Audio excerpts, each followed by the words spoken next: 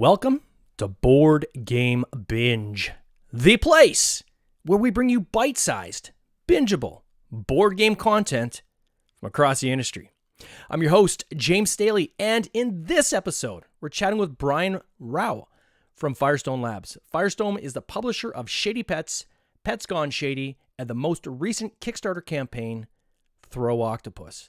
Brian, welcome to the Binge. How are you doing, sir? I'm doing great. Thanks for having me on the show. No, it's great to have you. I apologize if I butchered your name. At the last second, I tried to get the pronunciation right. So it's Rauch. Is that how you pronounce it? It's Rauch. It's kind of Americanized of a German name. So gotcha. They dropped the CH and they just went with RAU kind of pronunciation. Yeah, I think in Canada we'd probably pronounce that Rauch. Rauch, I think was the way we would do it. But it's interesting how names kind of get their sounds depending on even the country that they're in, right? Which is kind of cool. So you've got quite a background. I was reading in your bio that you've started the largest solar panel cleaning company in the US or something like this. Well, not really. I started a company probably 4 or 5 years ago. I put solar panels on my roof, and I was curious to know about their energy output and if it degrades over time. And I had someone come out and clean it. Kind of a nerdy guy a little bit. So I was monitoring the performance on my computer and noticed I got a 30% increase in output. Wow. So I was like, this is a business. I'm like, nobody knows about this. So I met up with some guys that were local that were doing some solar panel cleaning and decided I was going to jump in to form a kind of a internet platform company where people would sign up with me, then I would outsource the service to them and they would do all the cleaning. Okay. So I kind of got into that business just merely from a internet platform perspective that I would be the marketing agent and then someone else would do the cleaning. And so that's how it all started.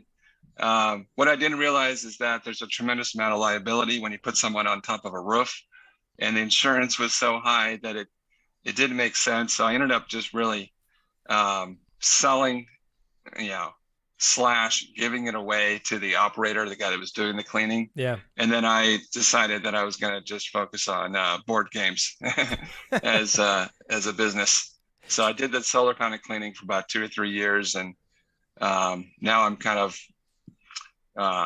just focusing on the board game side right at this point. So board games full time now. Wow. And well, not full time. So I do have another, my real job, as the wife would call it, the company that actually makes the money. And the board games is kind of like the side gig at this point, with aspirations that at someday it would be a full time. What's the other job, if you don't mind me asking? What else are you doing? I work at an advertising agency. Oh, nice. And we focus on the legal space. So we help a lot of people that have been victimized by product liability, issues, and maybe contracted cancer, or were wronged by a large group of pharmaceutical company or defective product, and we actually work for law firms that are generating like class action lawsuits against those firms. Got it. It's amazing when I talk to a lot of people in this industry. It's and the reason I always ask what people kind of do outside of board games is there's transferable skills, right? No matter what industry you work in, there's always something you can carry over, and advertising is a perfect one, right? Learning, and although you're probably more billboards and things like that, but maybe you guys are getting more into digital space, but these are areas and learnings that you can then use to help in the board game advertising and in promotion of your own games, I would suppose, right? Yeah. I mean, my expertise was in the digital advertising. And the company does a lot of TV advertising, direct response TV. Yeah. So you may see a little 30-second infomercial type ads, as well as a lot of Facebook and Google. So we manage campaigns across TV and digital. We've only done one billboard, as you brought up. So we we mainly just focus on direct response type advertising. Yeah, so that's what the guy that has like the neck brace on, and have you been injured in Yeah, XYZ kind of thing? Yeah. So yeah, kind of like that. how did you get into board? Like, have you been board gaming your whole life? Is this something that's kind of started like more recently, or when did you get into board gaming? I mean, I think all of us. I mean, I may not speak for everybody, but all of us played games when we were young, and you know, we played all the classic games, the Monopolies, the Saris, and Risk, and Strategos and stuff. So I think if you're into games, you're a gamer at heart, right? So, and then when you have a family and you have kids, and then it's your turn to kind of get your kids into games. So, Yeah. you know, our family likes to play games, and I think that's where it all kind of starts. It's, you know, the core of it is if I can make a game my family likes to play, then I think the other families will like to play it too. Yeah. And they're probably the biggest critics. So they're going to tell me if it's not good, something's not working.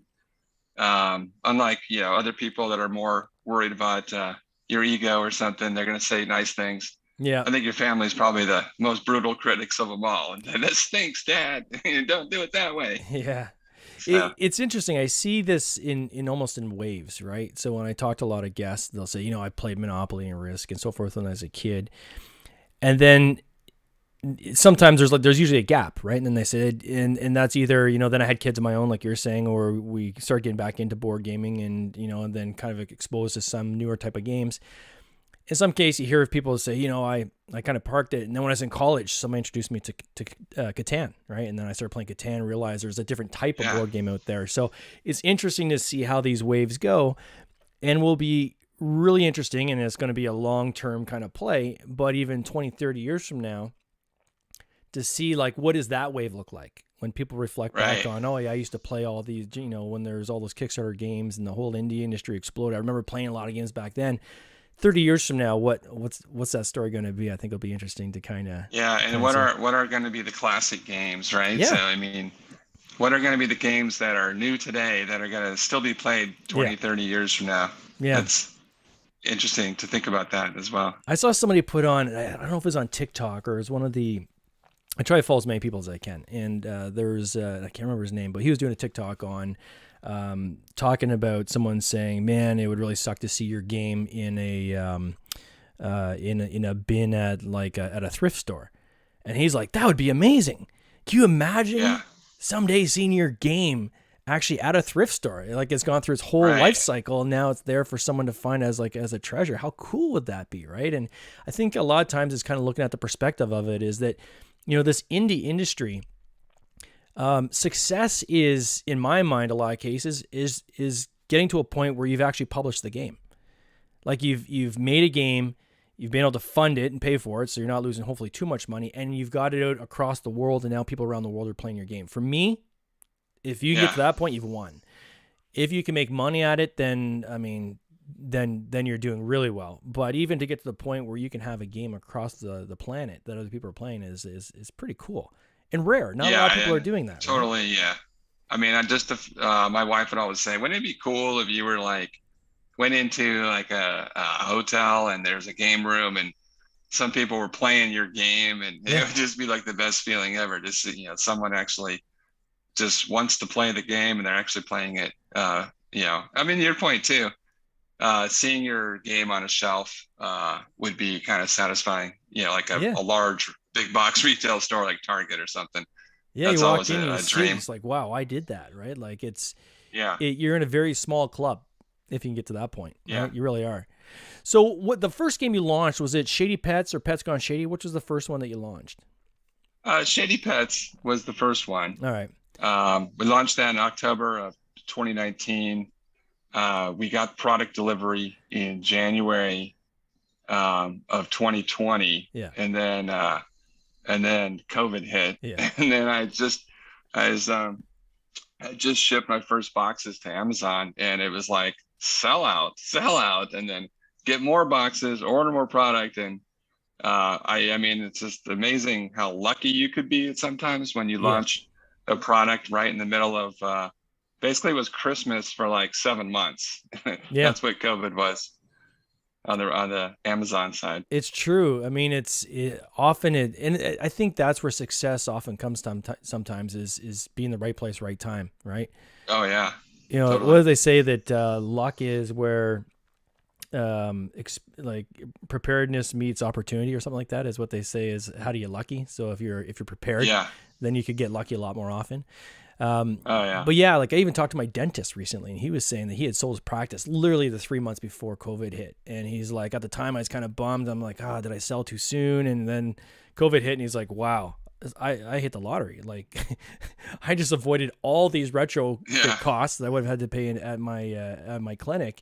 And now I can actually sit back and relax. Like, so I guess some yeah. The flip side is the guy that bought the business probably got Exactly. Yeah, screwed as timing well. timing was not on their side at that point for Yeah. sure. Yeah. So the Shady Pets, was this was it your first game you guys had created or just the first one that you published? It's the first game, first published. I mean, in reality, I did make a casino game, Mm-hmm. a table game, and I lived in Las Vegas for about 6 years and saw all these table games. And thought to myself, I could make a really cool game. So I did a lot of stuff I mean, the casino games are all about math Yeah. and house odds and making sure that everything can meet the standards of the gaming commission and stuff. So I created a game called Triplette and I entered it into a table games competition in Las Vegas. And me and a buddy went out there and there was 25 games in the competition and all of these table game managers had to play your game and get checked off on a little box so they could enter into a big prize. And then they score your game and rate it and everything. And I ended up taking seventh place out of Wow. 25. So I was pretty happy about that, but only the top three got placements in casinos. So it was still kind of a luck there. But it was a much more challenging business because it's a business to business type sell and it's kind of all run by insiders and big relationships that have existed, really hard for new guys to get in. So I love the games, that type of game. And then that's kind of what led me into, well, maybe I just need to go direct to the consumer, Yeah. which is really kind of like where you're at more of an even battlefield Yeah. with other people. You're putting, you build a product, you advertise it, someone likes it, they buy it. It's a much more natural paradigm to be in when you're developing games. And then, I mean, truthfully, you can probably see some similarities. The biggest inspiration was the Exploding Kittens Okay. story. So, obviously they're kind of the poster child for a lot of us. Sure. They're family friendly, kind of the games that you make as well. They're pretty easy to learn. They're kind of lightweight type games. And here they come on the scene and they raise $8 million, in Kickstarter. And if you read their story, you hear their interviews, their podcast, you just get a feeling that they were kind of in the right place at the right time, and they had made some really good connections, So I was using them as a blueprint. And the biggest thing that they talk about is theme, and I think I see your games, you do a really good job. The mechanics on a game, I mean, they're very similar to a lot of games out there. You come up with a game, it's kind of like this, it's kind of like that, it's kind of like this. Everyone's going to say, well, you copied that mechanic and that mechanic. So the real thing is you got to come up with a really clever, sticky theme. Yeah. And so when we started playing around with the mechanics of the game, it really became how are we going to theme it so it attracts people's attention, and that's where the idea of the Shady Pets came out. Yeah. And then we were going to have all these pets, and they're all going to be wearing shades, and that was kind of like the basis for for this game, was to kind of make a game of kind of using that quirky and then use some of the, I would call it, it's kind of a similar type humor as Exploding Kittens, where you kind of do some make these cards that are kind of real clever, a little funny, have little funny sayings to them. And I have some of the pictures behind me and some of the prints that are on the cards. So the artwork is really, to us, it's kind of like really It's cute. important, Yeah. to the likability of the game, which is, when people see these cards and they see the pets wearing shades, that they have fun, with it. Was there ever a time that you looked at that original casino game and thought, gosh, like, because I look at like Chips and Wagers, for example, or Camel Up, right? Those are two essentially gambling games, right? Yeah. So was there any thought to doing that or in the future potentially bringing that game back, that one that you won the 7th place on? That's an interesting idea. I haven't really thought about that. Um, I created a table. I bought a blackjack table and I put it downstairs in our living room. Yeah. We had a lot of friends come over and have parties and stuff. And a lot of the kids love to play the game and they just think it's the best thing ever. And one of our neighbors was like, how do I buy that game? And I'm like, it's not for sale. It's just a prototype. So, maybe it's something that could be packaged up, but because it's designed to be like a blackjack table where you have 5 players at the table. I would have to figure out how to make it work.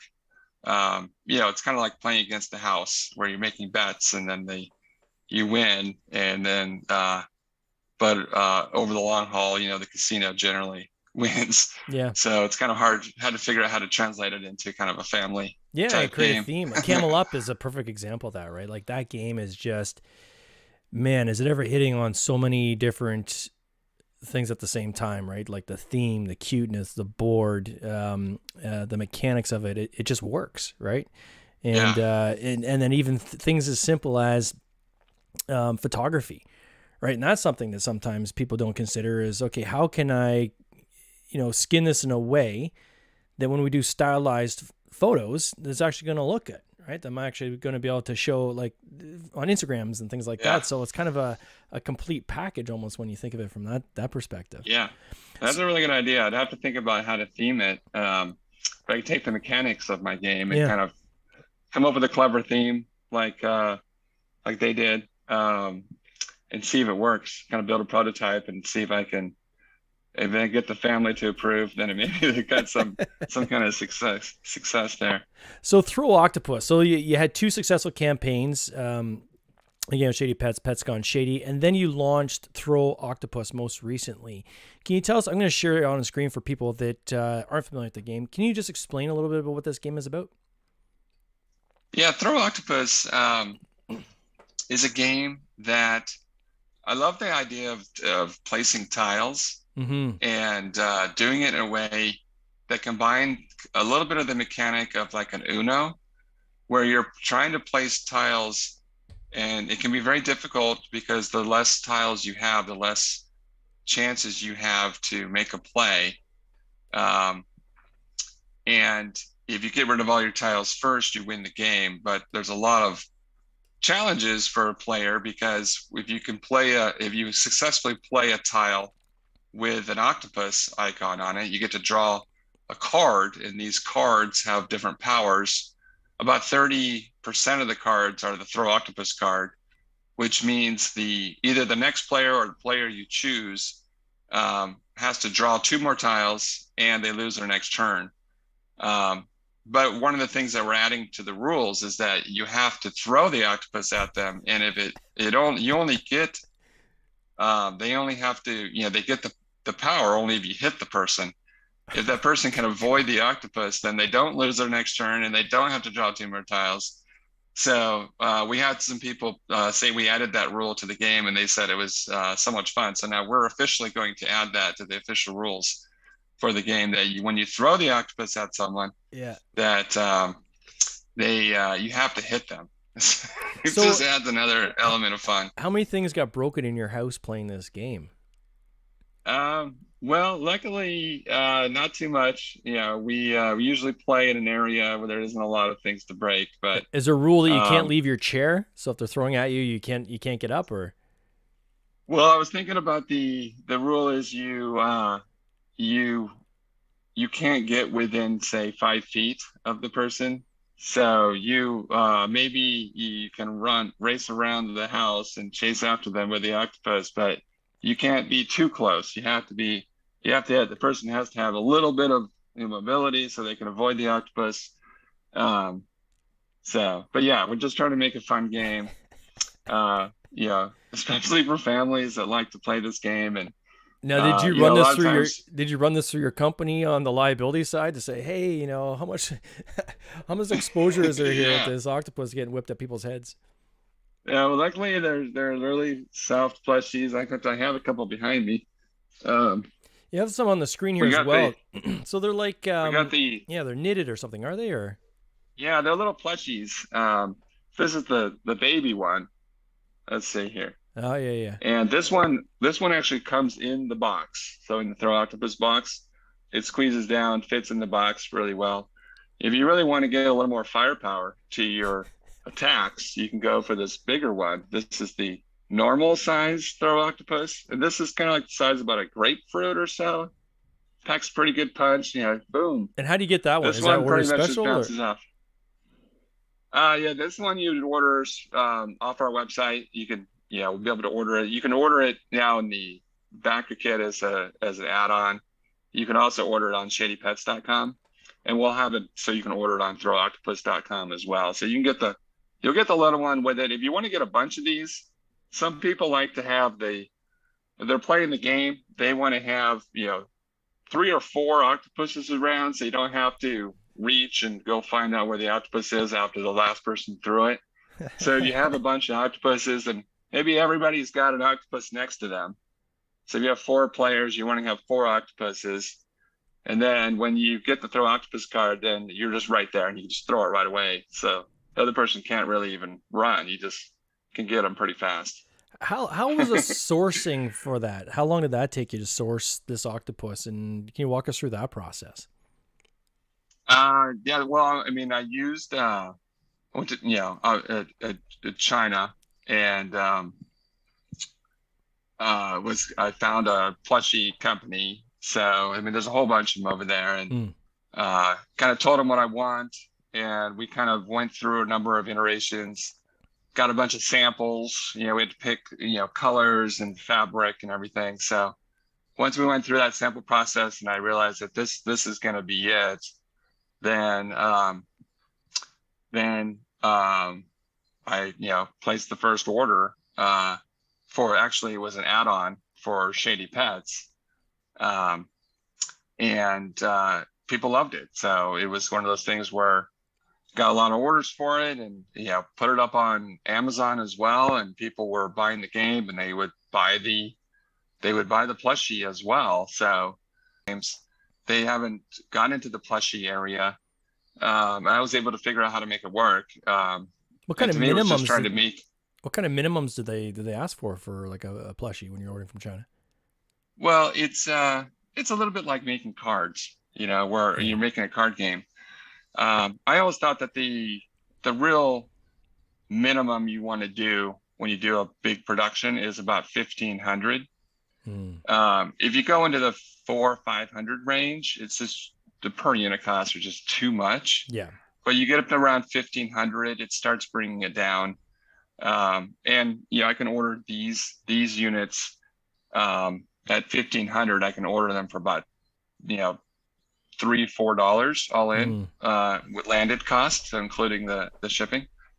So do they compress down like when you put them into the box? Like they'll compress small and so forth. Well, the little one that fits in. I mean, I have here's the throw octopus box. The little one actually will compress down and fit into the side, so it fits pretty easily in the box. The big one obviously comes as a separate unit, and you have to order that separately. And with the this idea of this octopus, I believe this was actually a card. Was it a card that was in Pets Gone Shady? Yeah. Is that where the idea kind of generated? So, yeah, in Shady Pets and Pets Gone Shady, there is the facial card. Yeah. And you play that particular card you get to steal the power of a card that was just played by someone else. So Okay. as you play these action cards in Shady Pets, and a lot of these action cards give you some pretty unique powers to help you win that game. Well, if you have the facial card, you basically just play it, and then you get the power, unless they play a no way card, and then you can play no way on their no way, and it just keeps going back and forth about who gets to have the power. So we didn't actually we sold the artwork on that card is a octopus being thrown at someone's head. So it was kind of like it's just an accessory. So we added the element. So when you play the facial card, then you get to throw the octopus in Shady Pets. So people loved that element. And that was kind of the inspiration for Throw Octopus, is that we wanted a game that was really about throwing octopuses. And that we hoped that element would really carry through and make this game kind of a family favorite type game, of getting, that element of, throwing octopuses. And of course, if you're the dad, usually the dad is the one that everybody picks on. So I usually get attacked pretty, it's almost impossible for me to win Throw Octopus, because everybody wants to throw the octopus at me. So I keep losing my turn, and I keep getting more and more tiles. So but it's fun. We all have a good time. I can't remember the last time I've actually won a game that I made. Like I am just, I am target number one. Like in any game I've ever played, people want to take out the innovator, right? They want to take out the game creators. So you're target number one, and being dad, that makes you target +1, right? So, it's crazy. How have you marketed these? So going into these campaigns, did you do a lot of advertising for the Kickstarter campaign? Did you leverage kind of some of the work you were doing on Amazon, or what did that mix look like for you guys? We mainly use Facebook. So a lot of Facebook, the lead advertising seemed to be the most productive. I didn't go crazy this time. I noticed that one of the issues I had with this game is that the cost per lead was a little high. So I didn't want to spend a ton of money there, because when you run the metrics as far as what those cost per leads are, what the lead is, and what percentage of those leads will actually turn into a backer. I decided that I was just going to go with a kind of a smaller Kickstarter, and then I was really going to work either on retail come fourth quarter, Christmas.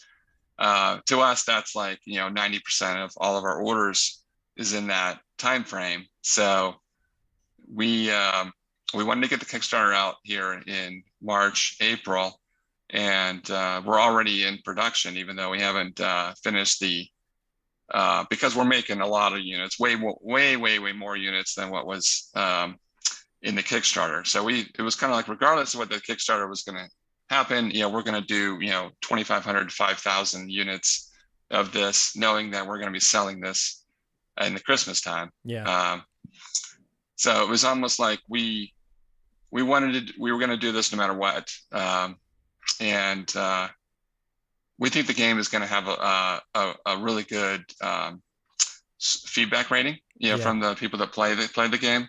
All the people that we have tried this Throw Octopus game, and even the reviewers, they are just like, this is so much fun. Our kids, this is our favorite game. The kids always want to play this game. Even though we have 100 games here, they keep asking to play the Throw Octopus. And to us, that's like, well, if the kids are requesting it, then you got a winner. Like when they can choose from 100 games and they want to play the Throw Octopus game, then that I think that's going to go well for us when you start getting the ratings and the word of mouth and that kind of stuff.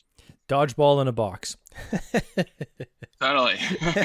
So if somebody wants to kind of follow your journey, how best do they do that? Like if they want to kind of follow along with you guys, do you have like a fan page or something they can follow? We have, we use Facebook. So we have Shady Pets, facebook.com/Shady Pets is kind of our social media page. We do have a couple of Instagram pages as well, but for the most part, we generally do our updates. We do have shadypets.com, and we do have a little bit of kind of a blog there as well. But Yeah. so that's generally, how we communicate, most of our updates. We have an email list as well, so we'll do email updates from time to time of what we're doing or new stuff coming out. Well, I've put a link in the show notes to throwoctopus.com, right? So if anybody wants to check out this game and Okay. the other games, I'm sure they can get it through that website. What's next for you guys? Like, I gotta believe, I know everybody in this industry, once you've done one game, you can't stop, right? So is there Yeah. something else you guys are working on or something else coming down the pipe or? Yeah. In fact, the interesting thing about Throw Octopus is that it was originally made for, I'd say 1 to 5 players. You can actually play by yourself and try to do a score. But we created a 2-player version where it's more like an action game. So instead of being turn-based, it's more like a race to try to score as many points as you can. And my daughter, loves to challenge me all the time. So we go head to head and we race to see how many sea creatures you can build before all the tiles run out. In the process, we've realized that this mechanic is really cool. And likewise, my daughter is a really big soccer player. So I actually we have, so the 2-player version of Throw Octopus, we actually made its own product. I guess it's, backwards, but it's called It's like a Octopus duel. Duel. And then we're now coming out with Soccer Duel, which is cool. Soccer theme. So you create these 5 soccer balls. As you race to create the balls, you score goals. For each ball you complete, you get a goal, and it comes complete with penalties, yellow cards, and red cards. And you have an overtime period. And then if you're still tied after overtime, then there's a sudden death, and you really go head to head playing soccer with this game. And we're going to translate this game in 5 different languages. So we're going to have French, Italian, Spanish, English, of course, and German. So we're going to launch it. And we're actually have already ordered it. So as part of the order for the Throw Octopus, one of the things that has happened because of the COVID and supply chain is that just ordering products from China, it's really hard because of transportation fees. Yeah. So you have to kind of look at buying containers. That's like how you get your shipping costs down. So I decided I was going to order 5,000 units of these even before the Kickstarter. So that's actually on the process of being sent here without even testing it, without even a Kickstarter. I'm just going to go for it. I'm just going to buy 5,000 of those. And when does that Kickstarter go live? Well, let's see, August, I guess, August or September. So it's going to be a funny Kickstarter because it's going to come out. I'm going to promote it, in the Europe a lot, and because they have the most popular sport in the world is soccer. And I noticed that there's other soccer games on Kickstarter that have done well. So I'm kind of hedging that I think this is going to be successful. But the interesting thing about this Kickstarter is that Kickstarter will run, and then you'll get your product probably about a month later because it would already be almost ready to go.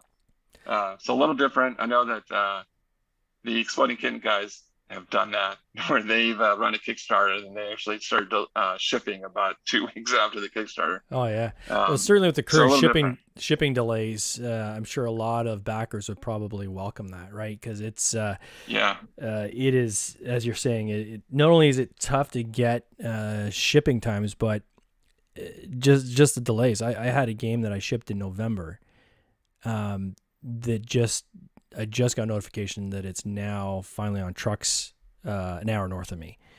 So it's supposed to be 6 weeks and it took 6 months. So the world is really strange right now when it comes to shipping. So I can't wait to see this. For me, I was going to say, for me, it's, you got to, the new paradigm is you got to place 1 order per year. Mm-hmm. And so, because that's just the way I think it's going to take that long for your product to get to you. Yep. So you might as well just get a container, fill it up with all your products, have it, hopefully arrive in September, October, and then you'll be good to go for the 4th quarter. Yeah. Well, Brian, I want to wish you all the best on this upcoming campaign. I'll be following along. I think you're right. I think sports themed games, especially something like soccer, if it's family based, could do really well. And I look forward to seeing where this Rauch Octopus lands too. It looks like a real blast. Yeah, well, I appreciate you having me on the show today. And if you have any other questions or any way we can work together too, let me know. I'll be happy to do anything I can to help you out. Sounds great. You take care. Cheers. All right. This has been an episode of the Board Game Binge podcast, hosted by James Staley, produced by James Staley and Mike Bruner, with original music by Nick Smith. If you would like to watch these interviews live, simply subscribe to our YouTube channel, Board Game Binge, and you'll get access to live interviews, giveaways, and interesting board game content from across the industry. I can't wait for you to join us. See you next time.